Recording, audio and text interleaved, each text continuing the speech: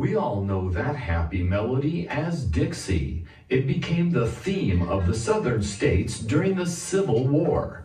It was also the favorite song of President Abraham Lincoln, and he requested it often when military bands played for him. The Civil War was near the end of the fife and drum days in our military history. By this time, brass instruments were commonly used in the bands.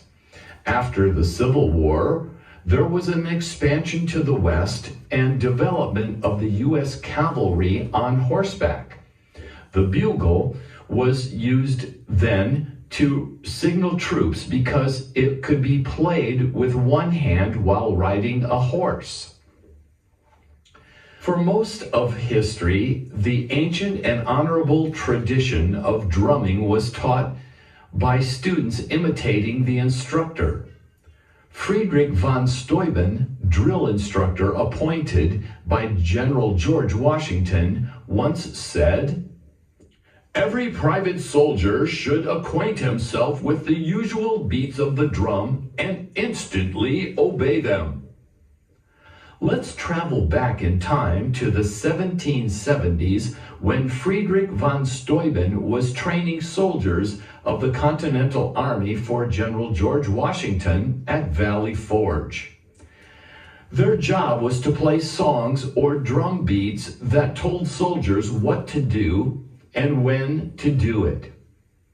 It could mean signals during battle or what is happening in camp. The drummer finishing night guard duty would roust the other musicians with the drummer's call.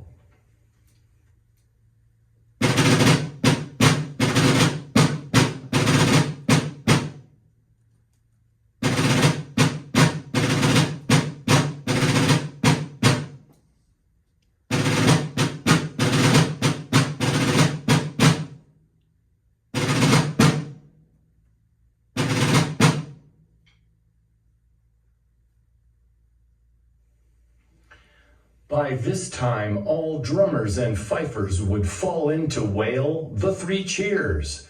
This means, hey, listen up.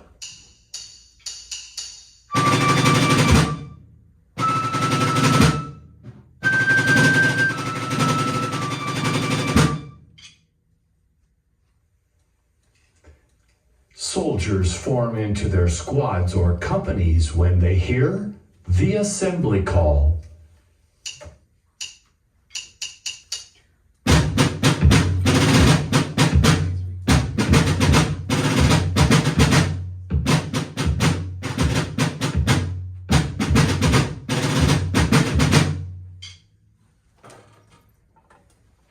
This daily routine around 6 a.m. started and ended with this next piece called Three Camps.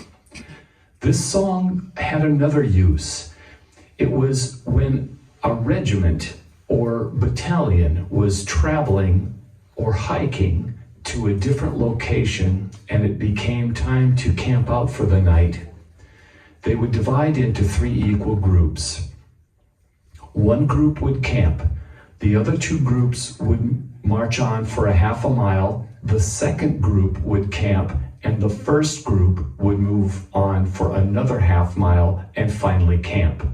A drummer with each of the three camps would signal the others by playing this piece, meaning all is well.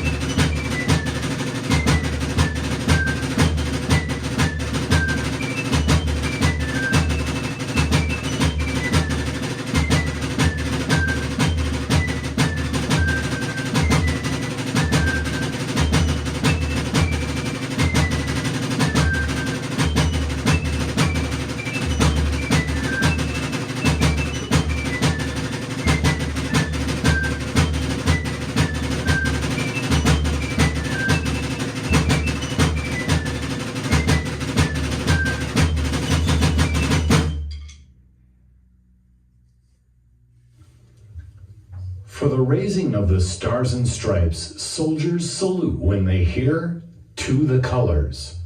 Also, this is a signal to form up by battalions and for regiments to receive the colors.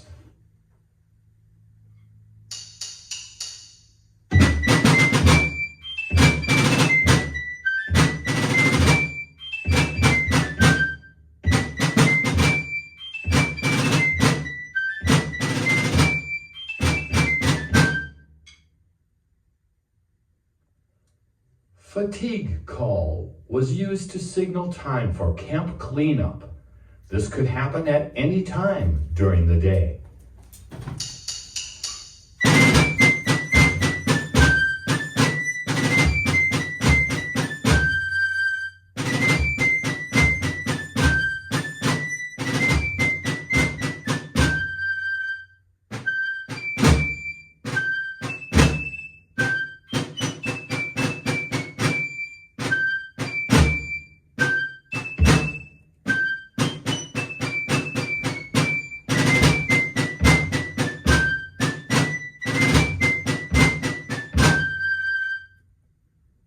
"7 a.m. It's breakfast time. Get in line for today's special, peas upon a trencher." This piece was also used to signal supper time.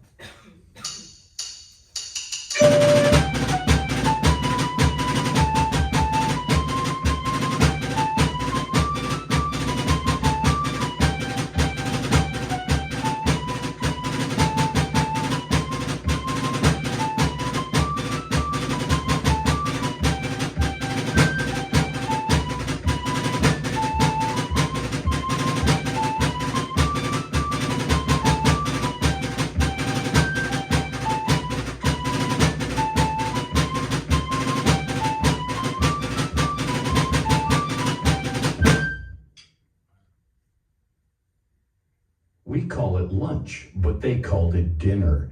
The next piece was sounded at noon. It's called roast beef.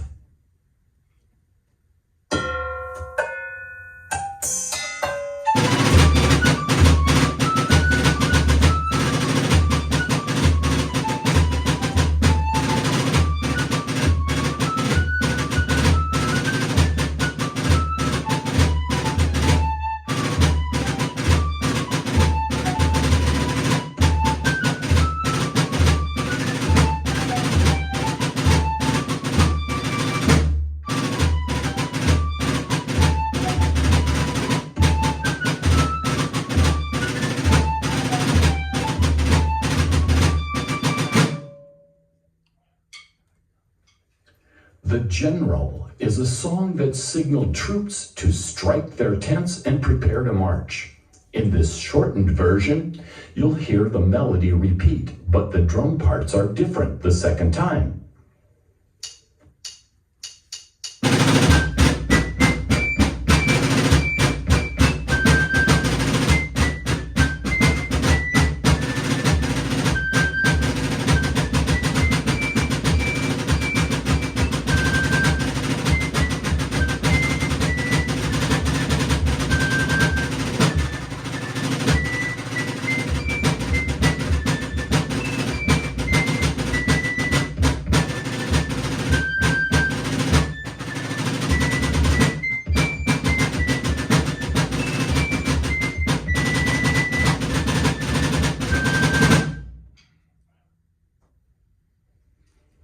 After things are packed, we would have an officer known as the adjutant lead a parade of soldiers to another location.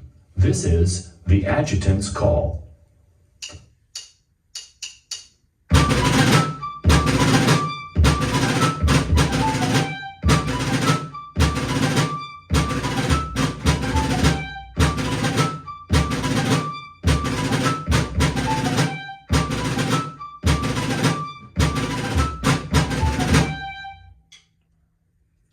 "250 years ago, the Army had no trucks to ride in, and only the officers had horses. Troops had to step along to a relaxed pace.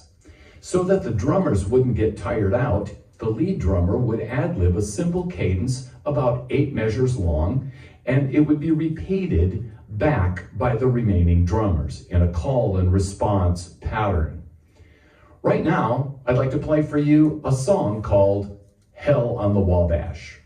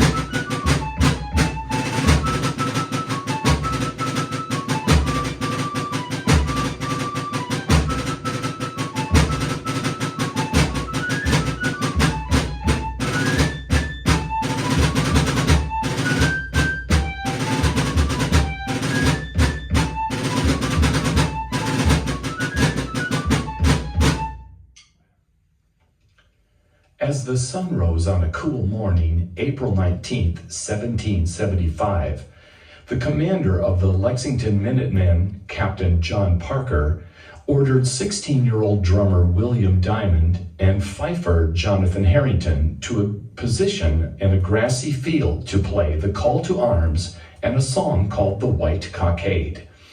With these songs, the Minutemen were led into the Battle of Lexington. This was the first battle of the Revolutionary War. Imagine the excitement.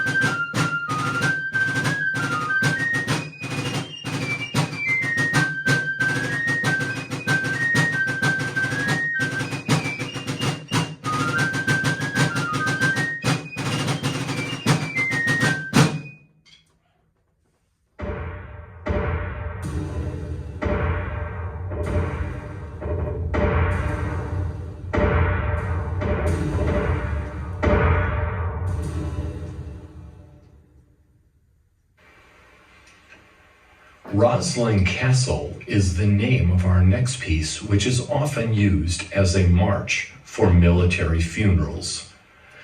Military tradition calls for muffled snare, which means snares off, and the drum covered in a black cloth.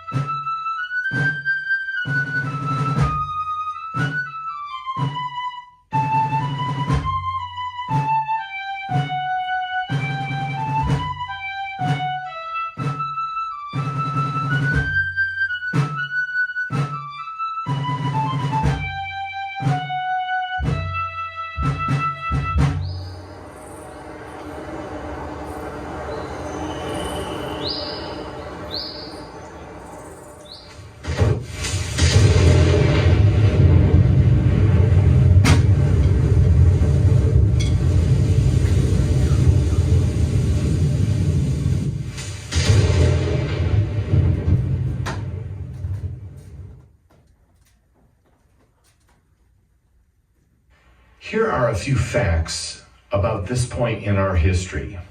Soldiers brought their own muskets to military service. They were given a bonus of $20 for enlisting and $2 more if they brought their own blanket. Now, for a math lesson about inflation. Pay ranged from $6 a month for privates to $7.33 a month for drummers and $8 a month for drum majors and sergeants. This next piece is called Downfall of Paris. The snare drum part by itself is a famous solo amongst drummers schooled in the ancient American style of rudimental drumming. When drummers from different parts of the country get together and play this with perfect uniformity, they prove themselves worthy brethren. The solo is a staple on the solo lists in every state.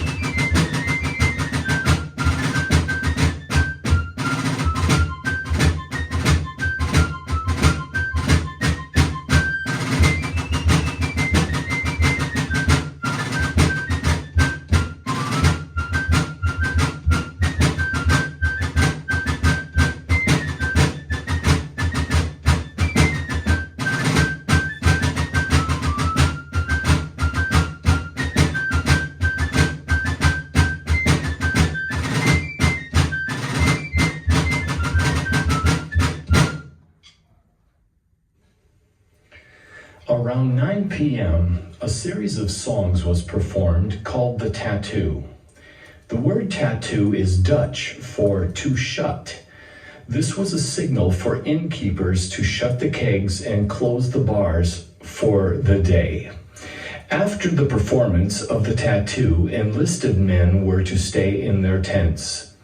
Short tattoos were used during bad weather. We will conclude with a long tattoo. The sequence begins and ends with the 3 cheers. Between each song, you will hear the doublings, which is used as an interlude. There will be 3 selections in a variety of meters and or time signatures. Up to this point, all 5 parts were in unison. Now, notice 2-part harmonies.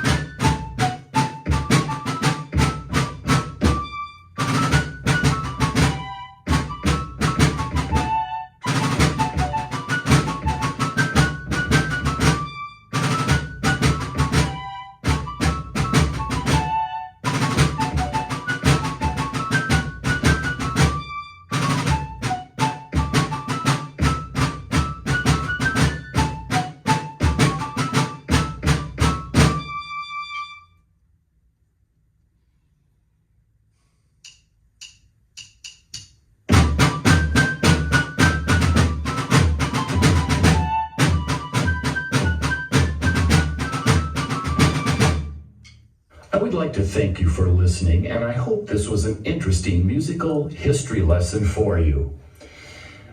Once again, the name of this program is 1776 Revisited. My name is Dennis Lester. Feel free to come up with any questions you might have when I'm finished.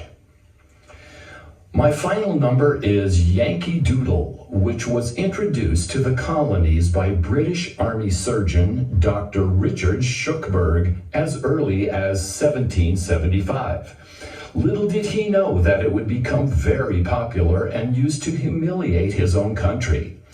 During battle, the colonists and the redcoats made fun of each other by making up insulting verses to the song and singing them at each other across the battlefield. The Continental Army chose to play Yankee Doodle on October 19th, 1781, when Cornwallis surrendered to George Washington at Yorktown.